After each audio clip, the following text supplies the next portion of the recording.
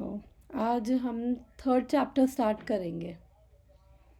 नमो विष्णुपादाय कृष्णप्रेष्ठाय भूतले श्रीमते भक्ति वेदांता स्वामिनिति नामिने नमस्ते सरस्वती देव गौरवाणी प्रचारिणे निर्विशेष शून्यवादी पार्षदेश तारिणे जगत गुरु शिला प्रभुपाद की जय। शिला गुरुदेव की जय।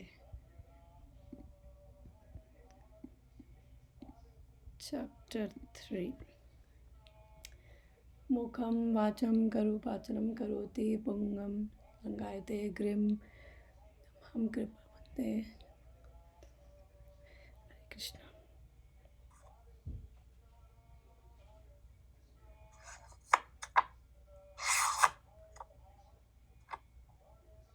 हरे कृष्णा। ओके, तो फर्स्ट और सेकंड चैप्टर पढ़ा, टाइम मिला पढ़ने का और पढ़ा तो कुछ उसमें से हमने, वैसे 1.5 साल हो ही गया हमें फर्स्ट और सेकंड चैप्टर में। और तो किसी को कुछ कोई शेयर करना चाहेगा कि फर्स्ट या सेकंड चैप्टर से किसी को कुछ इंस्पायर किया हो, बिकॉज 1.5 ईयर हो गया है हमें ऑलमोस्ट इन दोनों में ही। यस, हाँ, शेयर करो। फर्स्ट एंड सेकंड चैप्टर में पहले तो नॉर्मल इंट्रोडक्शन टाइप लाइक भगवान के बारे में बताया, कृष्णा के बारे में है। देन सेकंड चैप्टर में एक समरी है पूरी भगवत गीता की, जिसमें थोड़े चैलेंजेस बताए हैं जो ह्यूमन लाइफ में होते हैं और एक्चुअल में हमारा सोर्स क्या है, हम कहाँ से आए हैं और हमें मतलब कहाँ जाना है और कैसे डेली लाइफ में हमें कृष्णा को सेंटर में रख के अपने सारे काम करने हैं, जो कि बहुत चैलेंजिंग है। लेकिन उसके लिए फिर 4 डिसिप्लिन्स बताए हैं कि हमें इन डिसिप्लिन्स को लाइफ में धीरे धीरे डिसिप्लिन्स को 4 रेगुलेटिव प्रिंसिपल्स की बात कर रही है। Yes yes yes okay, discipline करने के लिए धीरे धीरे, मतलब कैसे इसमें बहुत ग्रेजुअली हम इसमें मर्ज हो जाते हैं कि हमें भी नहीं पता चलता, मतलब कंफर्टेबल होते जाते हैं धीरे धीरे। मतलब बेसिकली जो रेगुलेटिव प्रिंसिपल्स है वो हमें डिसिप्लिन करते हैं, और जब हम डिसिप्लिन होते हैं, बेसिकली जब हम सतोगुण में आते हैं तो हम भक्ति कर सकते हैं, तो हम भगवान के बारे में सुन सकते हैं। जब हम तमोगुण और रजोगुण में होते हैं तो फिर हम भगवान के बारे में सुन भी नहीं सकते और सुनना भी नहीं चाहते, और फिर मतलब बहुत मुश्किल होता है रजोगुण और तमोगुण में। तो जब हम 4 रेगुलेटिव प्रिंसिपल्स फॉलो करते हैं, प्लस जो प्रोसेसेस ऑफ भक्ति है, जैसे चैंटिंग हो गया, रीडिंग जो प्रभुपाद की बुक्स या शास्त्र हमारे हैं, और फिर उसके साथ डिवोटीज़ की एसोसिएशन, एवरीथिंग ये हमें हेल्प करती है। तो जब हम सतोगुण में आते हैं तो हमारे लिए ये चीज़ें इजी हो जाती है, सुनना और रीडिंग करना, शास्त्रों को पढ़ना, वो सब चीज़ें। Okay, thank you. और किसी को शेयर करना है कि फर्स्ट या सेकंड चैप्टर में क्या इंस्पायर किया है? माता जी, मेरे को एक श्लोक सबसे ज्यादा समझ आई, क्योंकि वे समझ मतलब I could relate to it. वो मात्रा स्पर्शास्तु कौन्तेय शीतोष्ण सुख दुखदा आगमा पाइनो नित्यास तामस दीक्षस्व भारत। वो बेसिकली कृष्णा बोलते हैं कि learn to tolerate. Yes yes, the summer and winter जैसे टेम्पररी रहते हैं, right? Happiness and distress is like it's not a permanent thing, so learn to tolerate, Arjun. Yes yes, wonderful. Okay, nice. और किसी को करना है share? तो मैं एक बारी थर्ड चैप्टर पे आने से पहले एक बारी मैं सोच रही हूँ जस्ट 5 मिनट्स 7 मिनट्स की एक समरी दे देती हूँ, ओवरव्यू फर्स्ट और सेकंड चैप्टर, ताकि हमें रिवाइज हो जाए। तो फर्स्ट चैप्टर क्या है? फर्स्ट चैप्टर बहुत इम्पॉर्टेंट चैप्टर है। ये क्या कर रहा है? ये हमारी कॉन्शियसनेस को प्रिपेयर कर रहा है। जनरली जब कोई पढ़ता है भगवत गीता तो देखते हैं अरे फर्स्ट चैप्टर में तो कुछ भी नहीं है, बस वही सब ये बोल रहा है, वो बोल रहा है, फिर युद्ध की तैयारी हो रही है, शंख बज रहे हैं। बट फर्स्ट चैप्टर बहुत इम्पॉर्टेंट है। वो हमें प्रॉब्लम स्टेटमेंट बता रहा है कि क्या है। और फर्स्ट चैप्टर में हमने देखा था कि 3 तरह की साइकोलॉजीज हमने फर्स्ट चैप्टर में देखी थी, धृतराष्ट्र की, दुर्योधन की और अर्जुन की। 3 तरह की मेंटालिटीज़ होती हैं। आई थिंक वो इसमें स्लाइड नहीं है, इट्स ओके। तो जो धृतराष्ट्र की मेंटालिटी क्या थी, कंपेयरिंग मेंटालिटी, जो आती है बेसिकली तमोगुण की वजह से। जब कोई इग्नोरेंस में होता है तो हम एक दूसरे से कंपेयर करते हैं, और फिर कंपेयर करते हैं तो फिर हमें जलन, एनवी, वो सब हमें फ़ील होता है। फिर उसकी वजह से हमारे अंदर फियर्स, इनसिक्योरिटीज़ और वो सब चीज़ें हमने देखा था। फिर सेकंड दुर्योधन, दुर्योधन के अंदर क्या था, दुर्योधन की थी फॉल्ट फाइंडिंग टेंडेंसी, बहुत क्रिटिकल था वो, उसको हर एक में केवल अवगुण ही नज़र आते थे। और जो दुर्योधन की जो टेंडेंसीज हैं बेसिकली ये हम इसलिए पढ़ रहे हैं क्योंकि ये मेंटालिटीज़ क्या हैं, हमें भक्ति में आगे नहीं बढ़ने देती है। जो हमारी टेंडेंसीज हैं तो हमें इनको ध्यान रखना है। फिर अर्जुन का हमने देखा था, अर्जुन ये जो दुर्योधन की थी वो मोड ऑफ पैशन की वजह से, यानी कि रजोगुण की वजह से। जो जब रजोगुण में होते हैं तो तब थोड़ी ऐसी टेंडेंसीज होती हैं। फिर अर्जुन का हमने देखा था वो सतोगुण में था, और उसका जो कंपैशन था वो मिसप्लेस्ड था, कि दया उसको गलत जगह पे आ रही थी, वो हमने देखा था। फिर फर्स्ट चैप्टर के 4 सेक्शंस में हमने फर्स्ट चैप्टर को समझा था। फर्स्ट सेक्शन था वर्स 1 से वर्स 11 तक, जो था प्रिपरेशन ऑफ वॉर, और कैसे दुर्योधन उसमें डिप्लोमेटिकली वो प्ले कर रहा था, वो सब चीज़ें। फिर सेकंड सेक्शन, और उसके बेसिकली हमने पढ़ा था दुर्योधन के फियर्स के बारे में, कि दुर्योधन बहुत फियरफुल हो गया था जब उसने देखा कि उसके पास 11 अक्षुनी सेना थी, और जब उसने देखा पांडवों ने 7 अक्षुनी सेना जुटा ली है, तो उसने एक्चुअली एक्सपेक्ट नहीं किया था कि ये लोग इतना भी कर लेंगे। तो वो अंदर से फियरफुल हो गया था, डाउटफुल भी था, फियरफुल भी था। और जब हम फियरफुल होते हैं तो वो फिर क्या करने लग गया था, अपने फियर को एक तरह से छुपा के, अपने फियर को वो मतलब रग के नीचे डाल के, अब एक ऊपर जैसे नया मास्क पहन कर कि नहीं कुछ, नथिंग इज़ देयर, कुछ भी नहीं है। और फिर वो दूसरों पे ब्लेम, जैसे द्रोणाचार्य के फॉल्ट और वो सब उनको करने लग गया। तो जनरली यही होता है जब हम फियरफुल फील करते हैं, तो यही होता है, हम उसको सप्रेस करते हैं और हम कहते हैं नहीं कुछ भी नहीं है, और फिर दूसरों की गलतियाँ, कभी अपनी गलतियाँ, वो सब साइकिल चलती है। तो हमने वो देखा था 1 से 11 में। फिर 12 to 20 हमने देखा था साइंस ऑफ विक्ट्री, विजय के चिन्ह। फिर 21 से 27 हमने देखा था, पढ़ा था भगवान है भक्त वत्सल, कि मतलब जो कृष्ण हैं स्वयं भगवान हैं, सुप्रीम पर्सनालिटी हैं, और उसके बाद भी मतलब सब कारणों के कारण है, सब कुछ, सारी एनाइलेशन, डिस्ट्रक्शन, जो भी क्रिएशन, मेंटेनेंस और डिस्ट्रक्शन सब भगवान की वजह से है।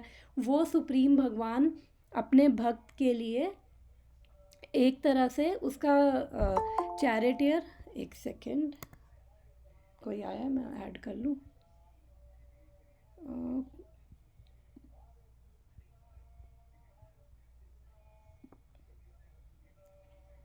हरे कृष्णा खुशी।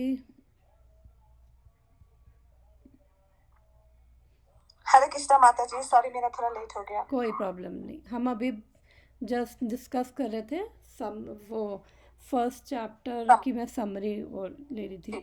तो हम 21 से 27 का डिस्कस कर रहे थे कि 21 से 27 हमने देखा कि भगवान एज अ भक्त वत्सल, कि मतलब अपने भक्तों के लिए भगवान कुछ भी करने को तैयार हैं, और उनके लिए वो भक्त चाहते हैं कि भगवान की ग्लोरिफिकेशन हो, लेकिन भगवान चाहते हैं कि उनके भक्तों की ग्लोरिफिकेशन हो, और अपने भक्तों के लिए वो मीनियल से मीनियल जॉब भी करने को तैयार हैं।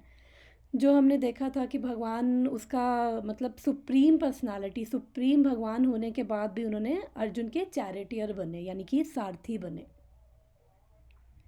और स्वयं भगवान, ये भी नहीं कि भगवान ने बोला कि चलो मेरा कोई अवतार, चलो ये विष्णु वो बन जाए, भगवान स्वयं आके बने।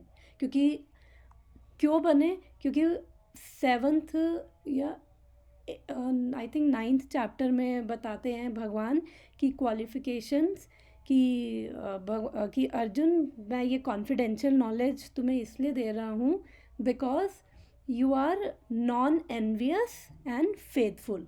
कि मतलब आप एक तो मतलब अर्जुन क्या क्वालिटीज़, अब कि अर्जुन में क्या क्वालिटीज़ थी? अर्जुन नॉन एनवियस था, भगवान से वो ईर्ष्या नहीं करता था और फेथफुल था, उसको पूरी विश्वास था भगवान पे, तो इसलिए भगवान उसके सारथी भी बने। फिर उसके बाद लास्ट सेक्शन हमने देखा था अर्जुन विषाद योग, जो था 27 से लेकर 46 तक, कि जब अर्जुन की ऑलमोस्ट बहुत ख़राब हालत हो गई थी, वो कैसे डिप्रेस था और उसकी ऐसी स्टेट थी कि ऑलमोस्ट पैनिक अटैक आ जाएगा उसको, इतना अर्जुन परेशान था। लेकिन अर्जुन की इतनी हाई लेवल की कॉन्शियसनेस थी कि वो ऐसी स्टेट में भी भगवान से बहुत लॉजिकल रीज़न दे रहा, धर्मशास्त्र अर्थशास्त्र के बेसिस पे वो अपने लॉजिकल आर्ग्यूमेंट्स दे रहा है। जबकि अगर हम अपनी जैसे नॉर्मल सिचुएशन में देखें, जो नॉर्मल लोग होते हैं जब परेशान होते हैं तो एक तो पहली तो बुद्धि काम नहीं करती, और फिर ऊपर से दूसरी बात तो ये कि लॉजिकल आर्ग्यूमेंट्स तो छोड़ो, हमारी मतलब बुद्धि की ये हालत होती है कि हम बिल्कुल हड़बड़ा जाते हैं, टेंशन परेशानी समझ ही नहीं आता। और वो ऐसी सिचुएशन में भी, ऐसी क्राइसिस की सिचुएशन में भी वो भगवान से बहुत लॉजिकल बातें कर रहा है और बड़ी लॉजिकल भगवान को आर्ग्यूमेंट दे रहा है कि ना लड़ने के, और उसने 4 आर्ग्यूमेंट्स दिए थे अर्जुन ने ना लड़ने के। और इस सेक्शन को अर्जुन विषाद योग या अर्जुन लेमेंटेशन भी कहा जाता है। तो पहला उसका आर्ग्यूमेंट था कंपैशन, दया, और इसको भगवान ने फिर 2nd चैप्टर में रिफ्यूट किया था 11 से लेकर 30 वर्सेस में। रिफ्यूट यानी भगवान ने उसको रॉन्ग प्रूव किया। फिर उसका दूसरा आर्ग्यूमेंट था ना लड़ने का लॉस ऑफ इन्जॉयमेंट, कि अगर सब मर जाएंगे तो मैं इन्जॉय कैसे करूँगा। तो जिसको भगवान ने 2nd चैप्टर में ही 31 से 32 आई थिंक 31 से 37 के बीच में उसको रिफ्यूट, हाँ ओके 32 ही होगा। फिर तीसरा था सिंफुल रिएक्शन, मुझे पाप लगेगा, तो भगवान ने उसको 33 से 37 के बीच में उसका रिफ्यूट किया। चौथा उसका आर्ग्यूमेंट था कि डिस्ट्रक्शन ऑफ फैमिली ट्रेडिशंस, यानी कि कुल का नाश, जो भगवान ने 45, 46 और फिर 3rd चैप्टर में भी भगवान इसका आंसर देंगे। फिर कनेक्शन उसने 1st चैप्टर में 4 ही पूछे थे। अब फिर 2nd चैप्टर कैसे स्टार्ट होता है? 2nd चैप्टर स्टार्ट होता है, अर्जुन ने अपना 5वां रीज़न दिया कि ना लड़ने का, कि इनडिसीजन यानी कि मैं कंफ्यूज हूँ, मुझे नहीं पता कि मुझे क्या करना चाहिए।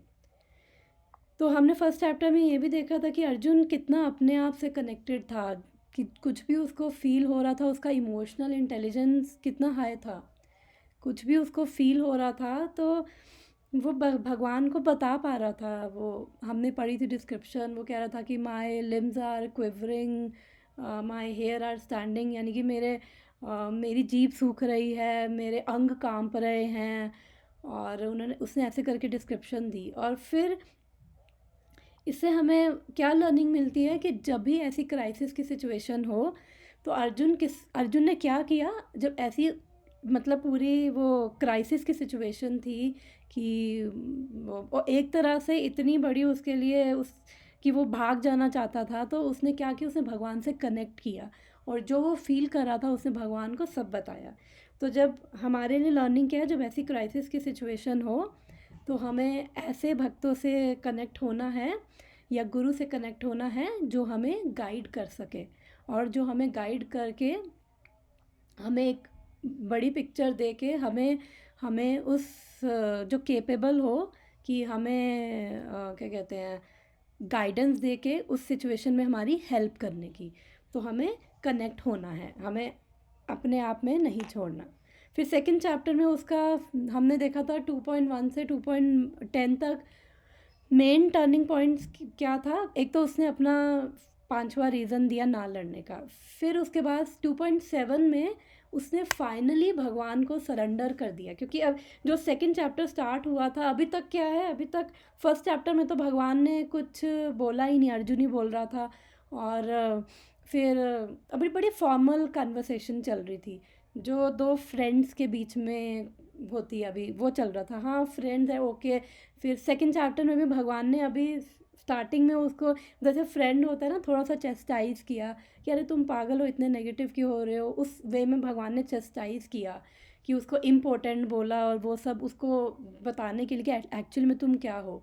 बट भगवान ने इंस्ट्रक्शन कोई नहीं दी। और जब उसने अर्जुन ने 2.7 में भगवान को सरेंडर किया फाइनली कि अब आप मेरे गुरु हो और अब आप मुझे बताओ, तब जाके भगवान ने उसको इंस्ट्रक्शंस देना शुरू किया। तो जो अभी कोमल माता जी ने बोला कि जो मातृ स्पर्शा वाला जो था, उसकी फर्स्ट इंस्ट्रक्शन एक्चुअली यही थी भगवान की कि टॉलरेट करो। टॉलरेट क्या करना है, मैंने पहले भी बताया था, टॉलरेट हमें नेचर करना है दूसरों का। कि कई बार होता है कि हमें पता है कि किसी का ऐसा नेचर है, तो उसको फॉर एग्ज़ाम्पल थोड़ा सा छेड़ो तो ये चीज़ करेंगे, उसको इरिटेशन होगी, गुस्सा आएगा, तो हमें वो नेचर टॉलरेट करना है। फिर अब 2.1 में फर्स्ट सेक्शन था 2.1 से 2.10, फिर सेकंड सेक्शन था 2.11 से 2.30। तो 2.11 से 2.30 में भगवान ने उसे थोड़ा सा हाई लेवल का भगवान ने उसे ज्ञान दिया कि एक्चुअली में जब अर्जुन इतना ज़्यादा डिप्रेस्ड, इतना ज़्यादा परेशान कि मान लो कि अर्जुन कोई ऑर्डिनरी नहीं था, बहुत हाई कॉन्शियसनेस, अपने टाइम का एक बहुत बड़ा वॉरियर, आर्चर और फोकस था बिल्कुल। और वो ऐसी क्राइसिस की सिचुएशन में आ गया था और तब उसने भगवान से कनेक्ट किया। तो फिर भगवान ने, मतलब अगर अर्जुन की जगह कोई ऑर्डिनरी होता तो शायद हार्ट अटैक से मर ही जाता, वो हैंडल ही नहीं कर पाता। लेकिन अर्जुन इतने हाई कॉन्शियसनेस, इतना फोकस, भगवान का डिवोटी। तो इसका मतलब कोई भी जो अगर इस मटेरियल वर्ल्ड में कोई भी ऐसी मतलब मटेरियल वर्ल्ड है, यहाँ पे कोई भी डिस्टर्ब हो सकता है। जब भी कोई डिस्टर्ब हो तो हमें कनेक्ट होना है गुरु से, भक्तों से और भगवान से उनके ज़रिए। फिर सेकंड सेक्शन में भगवान ने बताया कि एक्चुअली में तुम कौन हो। और तो भगवान ने बताया कि तुम जो आइडेंटिटी लेके बैठे हो, तुम्हारी वास्तविक पहचान क्या है। वास्तविक पहचान कोई कहता हो I am very intelligent, I am superior, I am inferior, I am this, I am that, I am manager, I am boss. तो भगवान ने कहा कि एक्चुअली में तुम्हारी रियल आइडेंटिटी क्या है, यू आर ए सोल। तो सोल और बॉडी के बीच में अलग अलग एंगल से भगवान ने सोल को इस्टेब्लिश किया कि सोल एटर्नल है और बॉडी टेम्परेरी है। फिर नेक्स्ट सेक्शन 31 से 37 भगवान एक स्टेप नीचे चले गए। भगवान ने उसको कर्म कांडा के बारे में बताया। एक्चुअली जो उसका फर्स्ट चैप्टर में रीज़न था ना लड़ने का, second reason loss of enjoyment.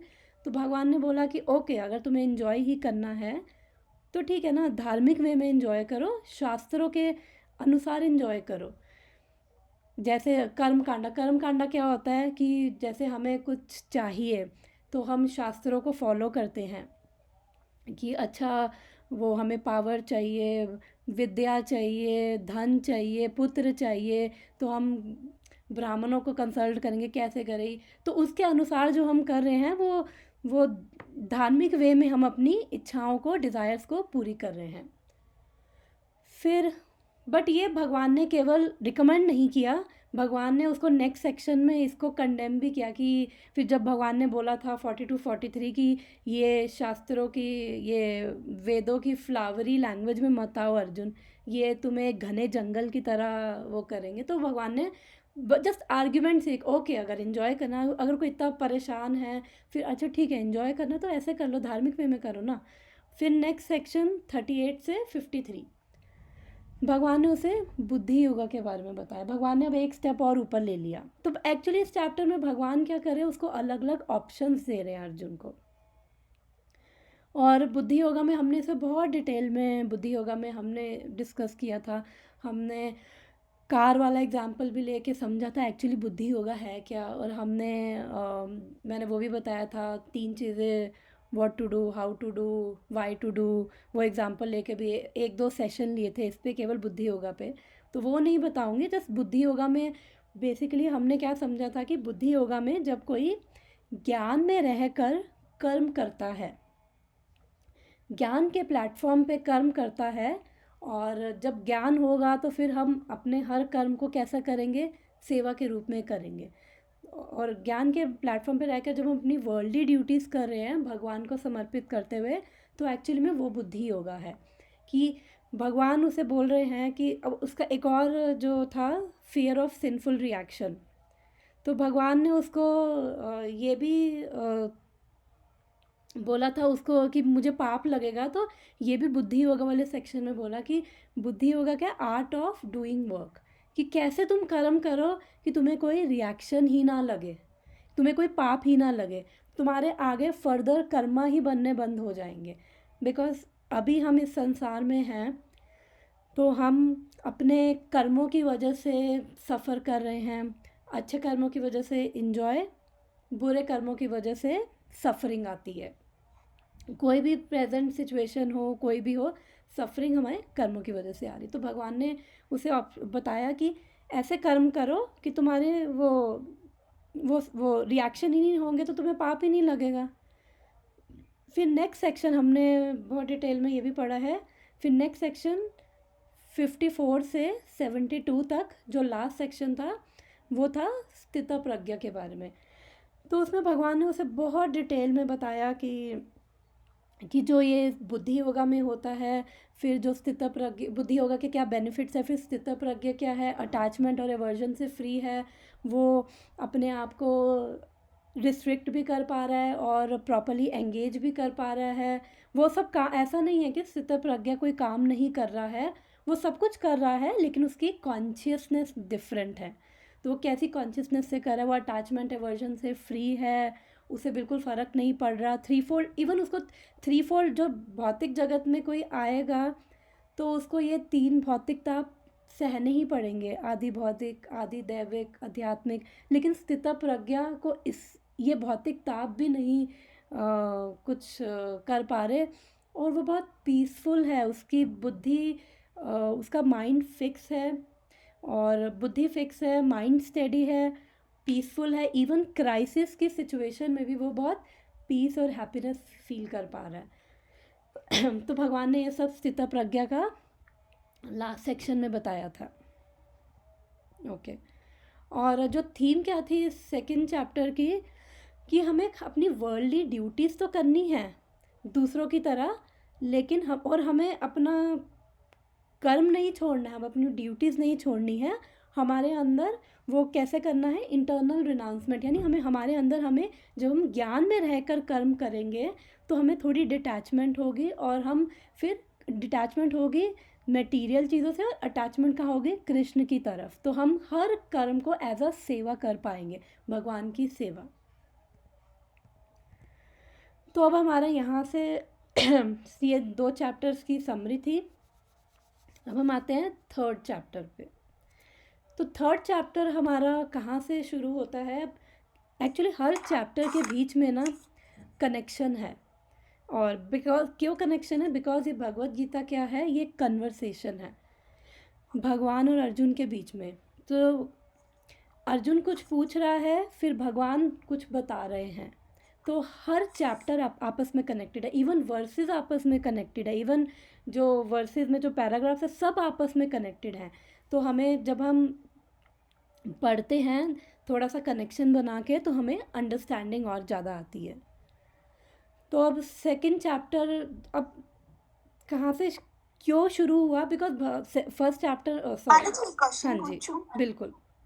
तो आपने बोला कि बेसिकली चैप्टर से कनेक्टेड है, लेकिन जब कृष्णा ने अर्जुन को ये ज्ञान दिया और भगवत गीता बोला, तब चैप्टर वाइज थोड़ी यस तब चैप्टर वाइज नहीं थी, ये हमारे आचार्यों ने हमारी अंडरस्टैंडिंग के लिए करी। तब चैप्टर वाइज नहीं थी, 45 मिनट्स में भगवान ने अर्जुन को भगवत गीता बताई और अर्जुन की भी इतनी हाई कॉन्शियसनेस थी कि वो 45 मिनट में वो समझ गया, और वो 11वें चैप्टर तक पहुँचे तब तक वो कह रहा है कि मेरा ये मोह ख़त्म हो गया, इल्यूजन मेरा दूर हो रहा है। तो एक्चुअली ये चैप्टर वाइज नहीं है, बट हमारी अंडरस्टैंडिंग के लिए चैप्टर वाइज है, तभी तो कनेक्शन है ना, बिकॉज भगवान कुछ बोल रहे हैं, अर्जुन पूछ रहा है, भगवान जवाब दे रहे हैं, तो आपस में कनेक्शन है।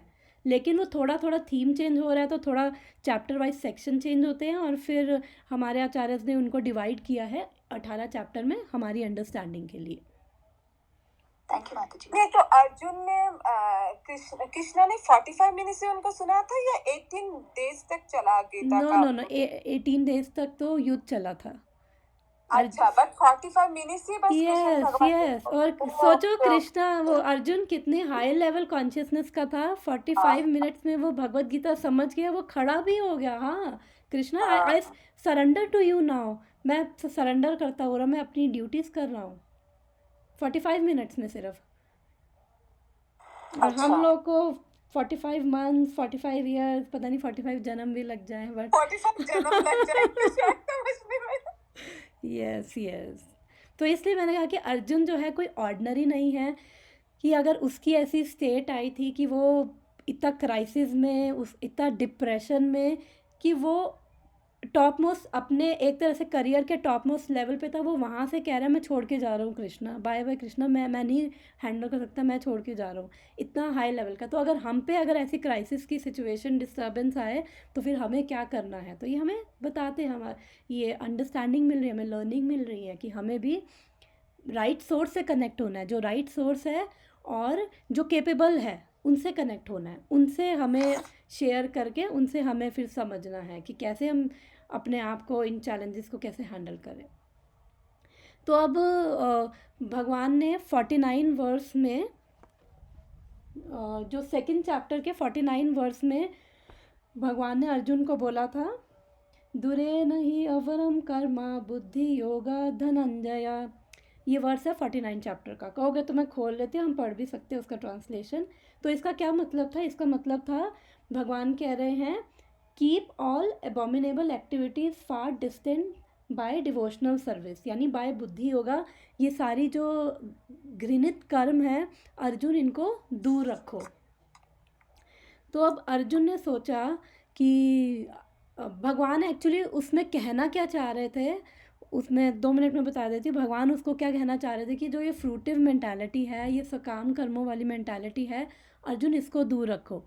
क्योंकि जब हम सकाम कर्म करेंगे, इवन हम शास्त्रों के अनुसार भी कर्म करेंगे, अच्छे कर्म भी करेंगे, तो उसके भी हमें रिएक्शंस मिलेंगे। उसके रिएक्शंस क्या है? हमें अच्छे फल मिलेंगे, लेकिन वो अच्छे फल भी क्या होंगे? बांधने वाले होंगे। वो उनकी वजह से भी हमें एक बॉडी लेनी पड़ेगी, और बॉडी लेंगे तो फिर वापस से इस जन्म और मृत्यु की साइकिल में आएंगे। तो भगवान वहाँ पे ये कहना चाह रहे थे। और फिर जब ये लास्ट सेक्शन चल रहा था स्थित प्रज्ञा वाला, तो अभी तक सारे सेक्शन में मतलब जब ज्ञान दे रहे थे तब भी बोला अर्जुन लड़ो, फिर जब कर्म कांड के बारे में बताया तब भी बोला अर्जुन लड़ो, फिर ये बुद्धि योगा के बारे में बताया तब भी बोला अर्जुन लड़ो। लेकिन जब ये स्थित प्रज्ञा के बारे में बता रहे थे भगवान, तो तब लड़ने के लिए भगवान ने एक भी बार नहीं बोला। तो अर्जुन सोच रहा था कि जो भगवान ने बोला है कि ये घृणित कर्मों को दूर रखो बुद्धि योगा से, इसका मतलब कि अपनी इंटेलिजेंस को यूज़ करके लड़ाई करना है घृणित कर्म है, मतलब अच्छा कर्म नहीं है, लड़ना ऑब्वियसली अच्छा नहीं है। तो इसलिए मुझे इस लड़ाई से मुझे दूर रहना है। और अर्जुन को लग रहा था कि जो लड़ाई करना है, जबकि लड़ाई करना वो एक क्षत्रिय था, और क्षत्रिय की ड्यूटी है, उसकी ड्यूटी थी। भगवान ने ये नहीं बोला कि अपनी अर्जुन ड्यूटीज़ छोड़ो। और हमने सेकंड चैप्टर में भी पढ़ा कि हर बार भगवान बोले कि अपनी ड्यूटी करो, अपनी ड्यूटी करो, और ऐसे करो कि तुम्हें पाप भी ना लगे। तो अपनी ड्यूटीज़ नहीं छोड़नी, तुम्हें अपने एक्शंस नहीं छोड़ने हैं, तुम्हें केवल अपनी कॉन्शियसनेस बदलनी है। तो ये हमने बुद्धि योगा में पढ़ा था, हमें अपने एक्शंस नहीं छोड़ने हैं, हमें केवल अपनी कॉन्शियसनेस चेंज करनी है। तो फिर अर्जुन कंफ्यूज हो गया यहाँ से कि अब मेरे को करना क्या। एक्चुअली वो सोच रहा था कि जो ज्ञान है, ज्ञान योगा और कर्म योगा, वो दोनों डिफरेंट चीज़ें हैं, कि वो इनकम्पैटिबल है। बिकॉज जो ज्ञान में होगा, तो जो ज्ञान योगा में होते हैं, फिर वो उनको थोड़ा वैराग्य होता है, तो फिर वो कर्म नहीं करते हैं। और लेकिन अब भगवान कह रहे हैं कि तुम लड़ो। ज्ञान, अगर मैं ज्ञान का मतलब उसने क्या लिया, तुम रिनाउंस कर रहे हो। कर्म का मतलब तो तुम्हें काम करना पड़ेगा। तो ये दोनों उसको लग रहा है कि ये कंपैटिबल है ही नहीं। कैसे ज्ञान में रहकर मतलब, क्योंकि जो ज्ञानी होते हैं, जो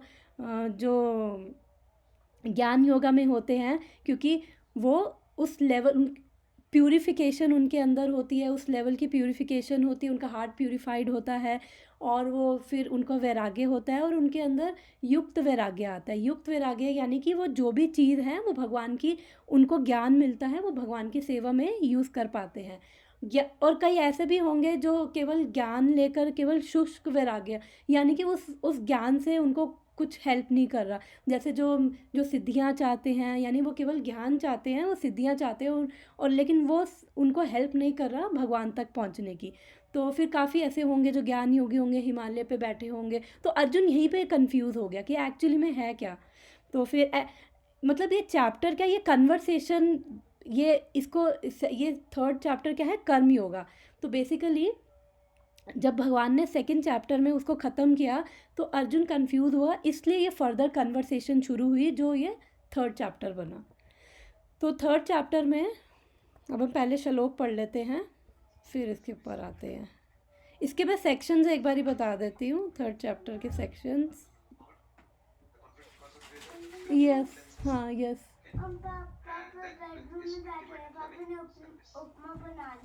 ओके ओके ओके,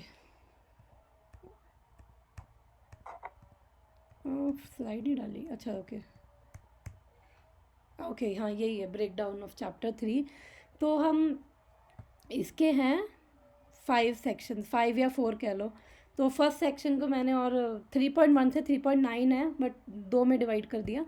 तो अर्जुन का पहला क्वेश्चन है कि अभी हम पढ़ेंगे कि मुझे रिनाउंस करना है या फिर मुझे काम करना है। क्योंकि भगवान एक तरह से उसे स्थित प्रज्ञा के टाइम पे उसे बोल रहे हैं कि कैसे हमें पीसफुल और वो सब जो स्थित प्रज्ञा का बता रहे थे, तो वो कंफ्यूज था। तो अभी हम श्लोक ही पढ़ लेते हैं, फिर मैं इस पे आती हूँ।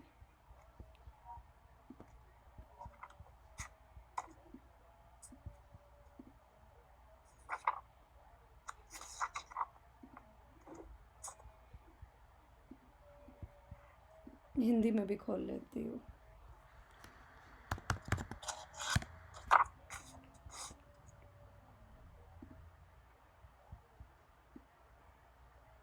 ओके, पहले श्लोक पढ़ लेते हैं। अर्जुन उवाच ध्यायसि चेत कर्मणस्ते मता बुद्धिर्जनार्दन तत्किं कर्मणि घोरे मां नियोजयसि केशवा। कोई डिसाइड करेगा श्लोक का?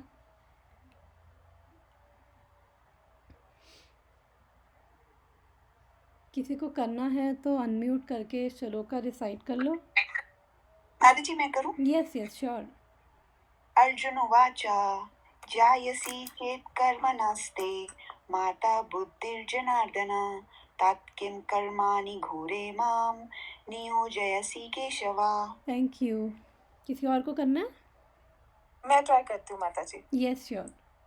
अर्जुन उवाच जैसे चे कर्मणस्ते माता बुद्धिर्जनार्दन तत्किं कर्माणि घोरे मां नियोजयसि केशवा।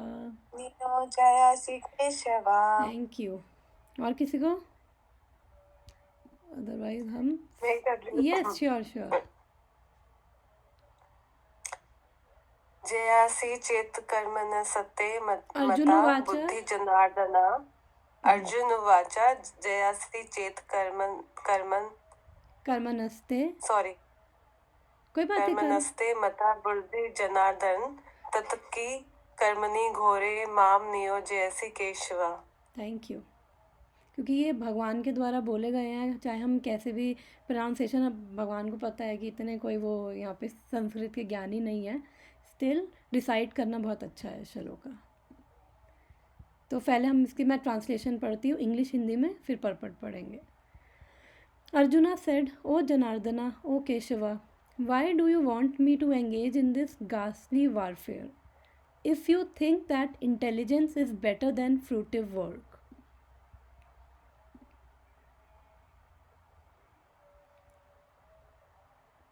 Chapter 3, chapter 2 second largest chapter है भगवद गीता का। 18 चैप्टर उससे भी बड़ा है।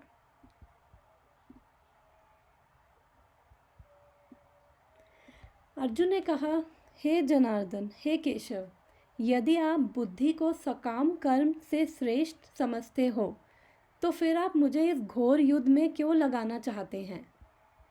ओके, अगर किसी को रीड करना परपट, इंग्लिश हिंदी कुछ भी चलेगा।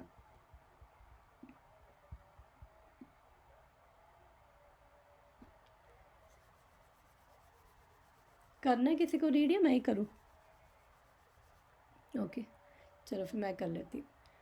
The supreme personality of godhead Shri Krishna has very elaborately described the constitution of the soul in the previous chapter with a view to delivering his intimate friend Arjuna from the ocean of material grief. And the path of realization has been recommended, Buddhi Yoga or Krishna consciousness. Sometimes Krishna consciousness is misunderstood to be inertia, and one with such a misunderstanding often withdraws to a secluded place to become fully Krishna conscious by chanting the holy names of Lord Krishna. But without being trained in the philosophy of Krishna conscious, it is not advisable to chant the holy name of Krishna in a secluded place, where one may acquire only cheap adoration from innocent public. Arjuna also thought of Krishna conscious or Buddhi Yoga or intelligence in spiritual advancement of knowledge as something like retirement from active life and the practice of penance and austerity at a secluded place. In other words, he wanted to skillfully avoid the fighting by using Krishna consciousness as an excuse. But as a sincere student, he placed the matter before his master and questioned Krishna as to his best course of action. In answer, Lord Krishna elaborately explained Karma Yoga or work in Krishna consciousness in 3rd chapter. Hare Krishna. Srila Prabhupada की जय। कोई बताना चाहेगा इसमें क्या understanding मिली है?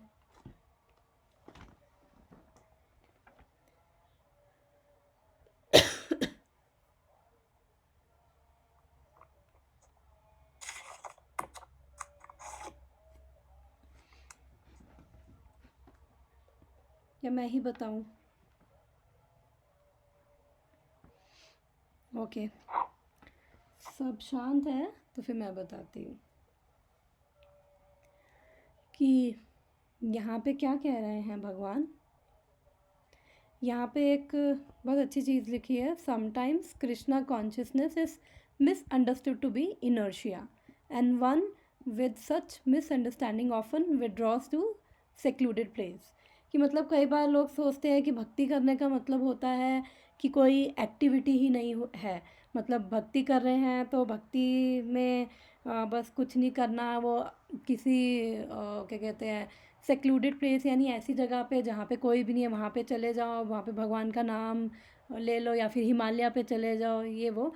तो यहाँ पे प्रभुपाद क्या बता रहे हैं कि it is misunderstood at inertia. भक्ति का मतलब इन एक्टिविटी नहीं है, भक्ति का मतलब है एक्टिविटीज़, बिकॉज हम पढ़ते हैं भक्ति क्या है, भक्ति कैसे कर सकते हैं। 9 प्रोसेसेस ऑफ भक्ति हैं जो हम काफ़ी टाइम डिस्कस कर चुके हैं।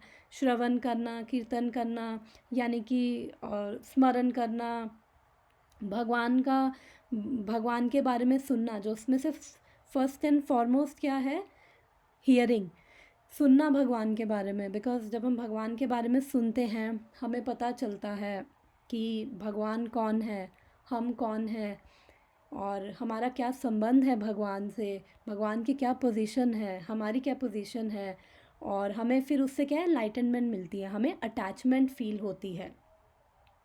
तो भक्ति का मतलब इनएक्टिविटी नहीं है, भक्ति का मतलब ये 9 टाइप्स की प्रोसेसेस, उन प्रोसेसेस में लगना।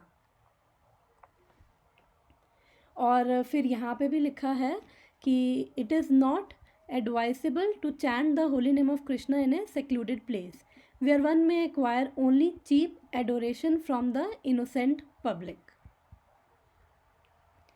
इसका मतलब कि जनरली अगर कोई सोचे कि ठीक है मुझे भक्ति करनी है और मैं किसी ऐसी जगह पे चला जाऊँ जहाँ पे कोई ना हो, वहाँ पे शांति से कर लूँगा, तो ये रिकमेंड नहीं किया गया है। वाई? बिकॉज, और यहाँ पे प्रभुपाद लिखते हैं ट्रेनिंग इज़ नीडेड। यहाँ पे प्रभुपाद लिख रहे हैं ना कि ट्रेनिंग इज़ नीडेड। ऐसा इसलिए बिकॉज काफ़ी लाइफ टाइम से हम लोगों को बाय डिफ़ॉल्ट आदत है सेंस ग्रेटिफिकेशन करने की।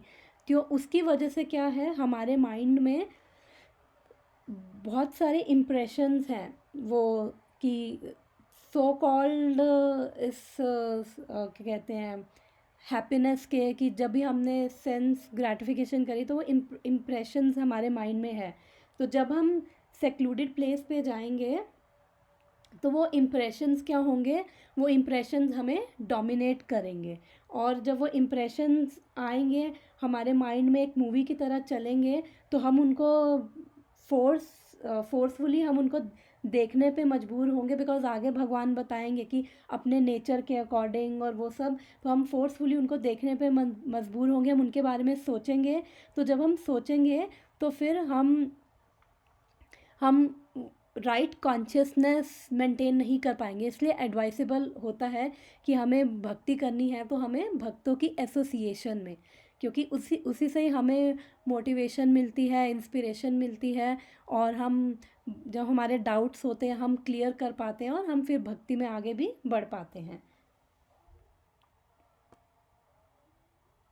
और एक बहुत अच्छी बात यहाँ पे प्रभुपाद कह रहे हैं कि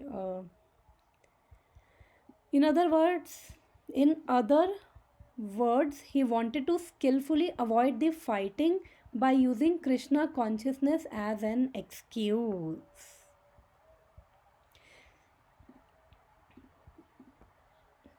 तो अभी फर्स्ट ये मैं इसके सेक्शंस भी बता रही थी, चल मैं ये बताती हूँ।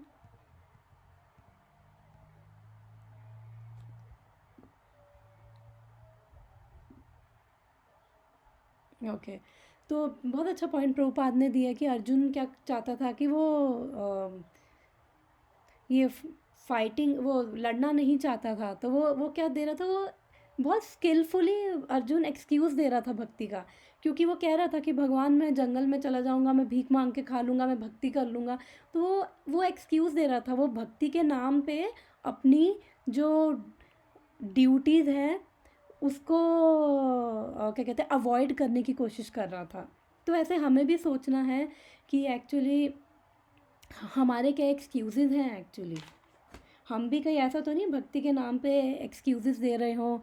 फॉर एग्ज़ाम्पल कि एकादशी है तो खाना बनाने का मन नहीं, तो कह रहे हो कि अरे एकादशी है, हम तो भक्त हैं, हम नहीं वो बना रहे खाना ये वो, या फिर हमें कोई पसंद ना हो और फिर हम भक्ति का एक्सक्यूज़ दे रहे हो कि ये हम इनकी एसोसिएशन नहीं चाहते क्योंकि हम भक्त हैं और वो अभक्त हैं या वो ये हैं। तो हमें भी देखना है कि हमारे एक्चुअली एक्सक्यूज़ेस क्या हैं और हमारी मोटिवेशंस क्या है, क्योंकि कई बारी हमारी भक्ति में आने की मोटिवेशंस भी बहुत डिफरेंट हो सकती है। कईयों को जैसे फॉर एग्जांपल ज्ञान किसी को चाहिए, तो ज्ञान का मेन मोटिव क्या होना चाहिए कि जो हमारा मिसिंग लिंक है भगवान से, एक्चुअली अभी हमारा वो मिसिंग कनेक्शन है ना, डिसकनेक्टेड है हम भगवान से, तो वो क्या ऐसा गैप है, जब हमें ज्ञान होता है तो हम उस गैप को फिल कर पाते हैं। लेकिन किसी के भक्ति में आने के और ज्ञान लेने के और भी हो सकते हैं कि मोटिवेशंस डिफरेंट हो सकते हैं। फॉर एग्जांपल उसका मोटिवेशन हो सकता है कि कोई कहे कि अरे आप तो 5-6 साल से लगे हुए हो और आपने आज तक ये पूरी भगवत गीता नहीं पढ़ी, तो अब वो कोई चाहता हो कि हाँ I want to be accepted. I think time होने वाला है तो मैं इसको ख़त्म कर दूँगी। कि कोई चाहता है कि I want to be accepted in a group, तो वो इसलिए कि नहीं नहीं हमने तो पढ़ ली, आपने तो 1 महीने में पढ़ी थी, हमने तो 1 हफ्ते में ख़त्म कर दी भगवत गीता। और फिर किसी का ये भी मोटिवेशन हो सकता है ज्ञान लेने के लिए कि हो सकता है उसको कभी पास्ट में उसको रिस्पेक्ट ना मिली हो टीचर से, पेरेंट्स से, और फिर अब यूथ में आके उसको फिर अपने फ्रेंड से, रिलेटिव से, तो वो फील करता हो कि ठीक है, मतलब उसका मोटिव भक्ति में आने का केवल यही हो कि ठीक है कि मेरे को ज्ञान चाहिए, और अगर मेरे को ज्ञान मिलेगा मैं भी औरों के आगे थोड़ा सा बोलूँगा तो उससे मेरे को भी लोग रिस्पेक्ट करेंगे। तो काफ़ी अलग अलग मोटिव्स हो सकते हैं। तो इसलिए हमें अवेयर रहना है कि हमारा क्या मोटिव है, हमारे क्या एक्सक्यूज़ हैं। कहीं हम भक्ति के नाम पे जो हम अवॉइड करना चाहते हैं, हम जिससे भागना चाहते हैं, हम उससे भाग तो नहीं रहे, बस केवल भक्ति का एक्सक्यूज़ देकर। तो बेसिकली हमें इन चीज़ों के लिए अवेयर रहना है कि हमारे एक्सक्यूज़ेस क्या है। क्योंकि अर्जुन भी एक्सक्यूज़ ही दे रहा था यहाँ पे। अर्जुन भी बोल रहा था कृष्णा बाय बाय, मेरे को जंगल में जाके मैं भीख मांग के खा लूँगा। पर भगवान ने कहा तू नहीं भीख मांग के खा सकता, बिकॉज तेरा एक नेचर है और तू हर कोई अपने नेचर के अकॉर्डिंग एक्ट करता है। और अगर तू मान ले जंगल में गया और तूने भीख मांगी और कहीं पे इनजस्टिस हो रही हो और फिर तेरे से वो बर्दाश्त नहीं होगा, वहाँ पे तेरा वो क्षत्रिय नेचर है ना वो निकल के आएगा और फिर तू वहाँ पे वो हैवक क्रिएट कर देगा। इसलिए जो तेरा नेचर है, इसलिए अपने नेचर के अकॉर्डिंग एक्ट करो। तो वो हम 3 to 9 वर्सेस में भी आगे यही पढ़ेंगे कि क्या डिफेक्ट है हमारा, कि अर्जुन का जो ये भगवान एक्सप्लेन करेंगे कि जो उसकी ये डिज़ायर थी रिनाउंस करने की, उसमें एक्चुअली क्या डिफेक्ट था, तो हम आगे पढ़ेंगे।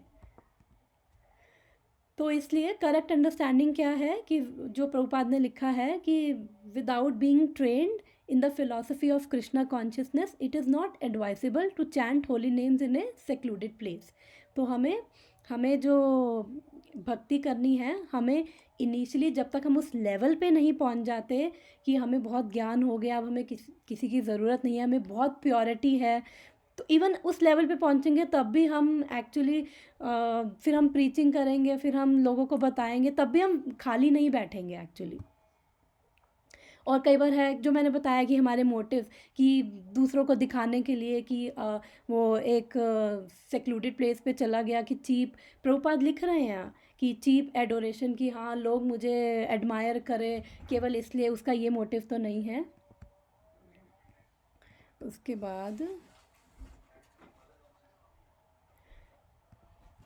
ओके, फर्स्ट में मैंने क्या लिखा था, तो वो तो मैंने ऑलरेडी एक्सप्लेन कर दिया है कि जो अर्जुन का ये क्या है समटाइम्स, ओके मैंने ये स्लाइड डाली है तो आई थिंक इसका कुछ मतलब होगा, मेरे को याद नहीं है। तो उसका जो मैंने बताया ऑलरेडी बता दी कि जो अर्जुन का क्वेश्चन था कि फर्स्ट में यहाँ पे कितना टाइम बचा है, 7 minutes. 7 minutes. ओके 7 मिनट्स है, ठीक है। तो बेसिकली अर्जुन यहाँ पे समझ नहीं पा रहा कि जो ज्ञान है और जो कर्म है वो दोनों, उसको लग रहा है कि ज्ञान का मतलब इनएक्टिविटी है, कि उसको रिनाउंस करना है, उसको त्याग करना है और उसे कुछ नहीं करना। ज्ञान का मतलब वो ये ले रहा है इनएक्टिविटी। और फिर जो ये कर्म योग में तो फिर आपको कर्म करना ही पड़ेगा, आई थिंक तो कर्म योगा में तो आपको कर्म करना पड़ेगा, तो वो उसको ये कन्फ्यूजन है, इसलिए अब इसी से रिलेटेड सेकेंड वर्स भी है, तो वो हम नेक्स्ट में कर लेंगे। फिर मैं अब ये बता देती हूँ कि फर्स्ट चैप्टर कितने सेक्शंस में डिवाइडेड है। तो पहला सेक्शन क्या है, रिनाउंसिएशन और वर्क। अर्जुन कह रहा है कि मैं मतलब रिनाउंस करूं, त्याग दूं, मैं कर्म ना करूं या कर्म करूं। तो 3.1 और 3.2। फिर सेकंड सेक्शन है 3.3 से 3.9 तक, जिसमें भगवान उसे बताएंगे निष्काम कर्म योगा के बारे में। एक्चुअली क्या है कि जब अर्जुन जो पूछ रहा है, अभी पूरा चैप्टर सिर्फ कर्म योग के बारे में है। जो भगवान ने सेकंड चैप्टर में उसे थोड़ा सा जो कर्म योग, बुद्धि योग वो बताया था, ये पूरा चैप्टर ही उसके बारे में है। फिर भगवान उसको निष्कर्म कर्म योगा के बारे में बताएंगे कि ये ज़्यादा इजी है। 3.10 से 3.16 में फिर भगवान बताएंगे कि अच्छा जो इस लेवल पे नहीं है निष्काम कर्म योगा के लिए, फिर वो कर्म कांडा से स्टार्ट करे और कर्म योगा तक पहुँचे। फिर 3.17 से 3.35 में भगवान बताएंगे ओके, अगर आप उस ऑलरेडी उस ज्ञान के लेवल पर हो, उस निष्कर्म ज्ञान में रहकर आप निष्कर्म कर्म योगा कर पा रहे हो, तो फिर आप तब भी आप अपने कर्म करो, तब भी आप अपनी ड्यूटी करो करेक्ट एग्जाम्पल को सेट करने के लिए। फिर 336 से 343 में वो अर्जुन फिर पूछेगा कि मतलब क्या ऐसी चीज़ है कि जो हमें फोर्स कई बार करती है, हमें ना चाहते हुए भी हमें पाप करना पड़ता है। तो फिर भगवान उसे लस्ट और एंगर के बारे में बताएंगे। तो ये हमारा 5 सेक्शन में डिवाइडेड है। तो अब यहाँ पे सेकंड वर्स भी रिलेटेड है, अब टाइम नहीं है, हम पढ़ लेते हैं और 10 मिनट का है, बट कोई बात नहीं, हम नेक्स्ट में पढ़ लेंगे। तो यहाँ पे वो सोच रहा है कि बेसिकली जो ज्ञान और कर्म है वो इनकम्पैटिबल हैं, लेकिन बुद्धि योगा में हम यही पढ़ के आए थे सेकंड चैप्टर में कि हमें कर्म में रहकर ज्ञान में रहकर कर्म करना है। जब ज्ञान की सॉलिड फाउंडेशन होती है तब हमें पता चलता है कि क्यों कर्म करना है और किसके लिए करना है। तो फिर हम अपना कर्म को और कैसे कर्म करना है, तो हम अपना कर्म को एज अ सेवा कर पाते। तो अर्जुन इसमें कंफ्यूज है। तो अगर किसी का कोई क्वेश्चन है तो हम यहाँ पे ले लेते हैं, अदरवाइज फिर हम नेक्स्ट क्लास में और जब सेकंड अगर सब कंफर्टेबल है तो। क्या कह रहे हो, सॉरी? मैं बोले फिर से भी हम ज्वाइन कर सकते हैं अगर सब कंफर्टेबल है तो। कोई नहीं, अगर आई थिंक वो माता जी को भी प्रभु जी की क्लास अटेंड करनी, ये क्या है, प्रभु जी की क्लास अटेंड करनी होगी ना। मेरा वो कहा गया क्रोम, निकल। अच्छा कोई बात नहीं, हम फिर नेक्स्ट में कर लेंगे, क्योंकि फिर वो 7:30 को वो 8 बज ही जाते हैं, मतलब मेरे अभी 7:30 हुए हैं, बट वो 8 o'clock फिर वो आधा घंटा, मतलब कहते हुए 10 मिनट आधा घंटा हो ही जाता है। तो हम इसको कोई नहीं, दोबारा से इसको डिस्कस कर लेंगे, इससे रिलेटेड ही है वैसे सेकेंड वर्स। तो अगर किसी का कोई भी क्वेश्चन नहीं है तो फिर thank you very much for joining. हम नेक्स्ट वीक मिलते हैं और ट्राई मतलब कोशिश करो कि साथ साथ पढ़ते रहो, बिकॉज साथ साथ हम पढ़ते रहेंगे तो उससे हमें अंडरस्टैंडिंग मिलती रहेगी। मैं अभी फिर रिकॉर्डिंग बंद कर रही हूँ, ये रिकॉर्डिंग